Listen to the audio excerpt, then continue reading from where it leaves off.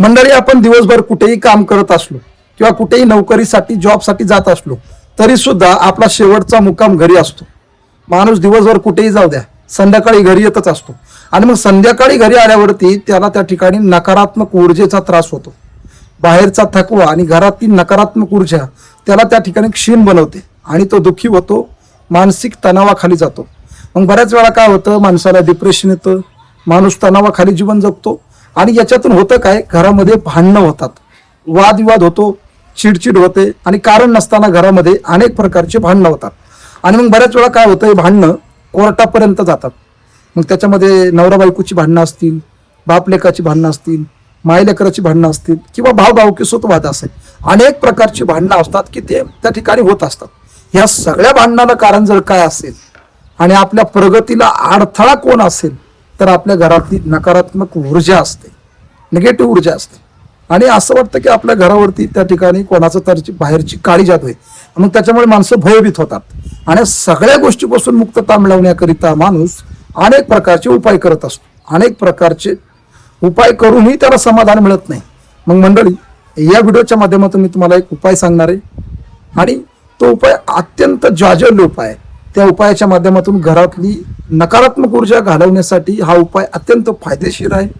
त्यामुळे तुम्हाला जर घरामध्ये सुख समाधान पाहिजे असेल, घराची प्रगती व्हावी वाटत असेल आणि घरामध्ये भांडणं नकोशे असतील तर हा व्हिडिओ तुम्ही शेवटपर्यंत नक्की बघा. रामकृष्ण हरी मित्रांनो, मी एकनाथ महाराज भांबळे, नाथ महाराज या युट्यूब चॅनलमध्ये मी आपलं मनापासून स्वागत करतो.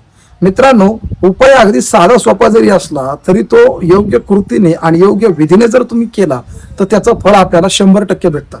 कारण योग्य विधी आणि योग्य कृती असणं खूप गरजेचं आहे. कारण आपल्या शास्त्रामध्ये विधीला आणि कृतीला अत्यंत महत्वाचं स्थान दिलेलं आहे. मंडळी, तुम्हाला घरातली जर नकारात्मक ऊर्जा घालवायची असेल आणि घरामध्ये प्रसन्न वातावरण ठेवायचं असेल तर नुसतं अगरबत्ती, कापूर, धूप, दीप लावून होत नाही. त्याच्यासाठी एक उपाय तुम्हाला करायचा आणि तो उपायच मी तुम्हाला या व्हिडिओतून सांगणार आहे. त्यामुळे हा व्हिडिओ तुम्ही शेवटपर्यंत पहा आणि चॅनलला सबस्क्राईब नक्की करा. मंडळी, तुम्हाला सगळ्यांना माहिती आहे की घोड्याची नाळ, आता घोड्याची नाळ तुम्ही सगळ्यांनी पाहिली असेल. ही घोड्याची नाळ अत्यंत महत्वाची, पण कोणत्या घोड्याची? काळ्या रंगाच्या घोड्याची नाळ आपल्याला त्या उपायामध्ये घ्यायची आहे. तर काय करायचं मंडळी, आपल्या घराचं जे मुख्य प्रवेशद्वार आहे त्या घराच्या मुख्य प्रवेशद्वारावरती काळ्या घोड्याची म्हणजे काळ्या रंगाच्या घोड्याची नाळ आपल्या घराच्या मुख्य दरवाजाला उलटी टांगायची आहे, म्हणजे उलट्या स्वरूपात बांधायची आहे. काळ्या घोड्याची नाळ उलटी बांधायची आहे. हे बांधल्याने काय होईल तर त्या घोड्याच्या नाळीमध्ये एक ऊर्जा आहे, ती घरातल्या सगळ्या निगेटिव्ह ऊर्जाला त्या ठिकाणी दूर करत असते.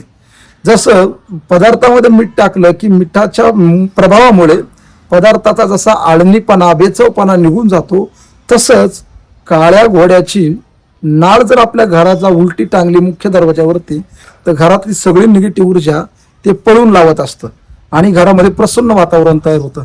तर हा उपाय आपल्या ज्योतिषशास्त्रामध्ये आणि गरुड पुराणामध्ये सांगितलेला आहे. त्याच्यामुळे हा उपाय तुम्ही 100% योग्य विधीने करा. तर विधी काय करायची मंडळी, हा उपाय तुम्हाला शनिवारच्या दिवशी करायचा आहे. काळ्या घोड्याची नाळ आणायची आहे. ती नाळ तुम्हाला कुठेही मिळेल, बाजारात कुठेही उपलब्ध आहे.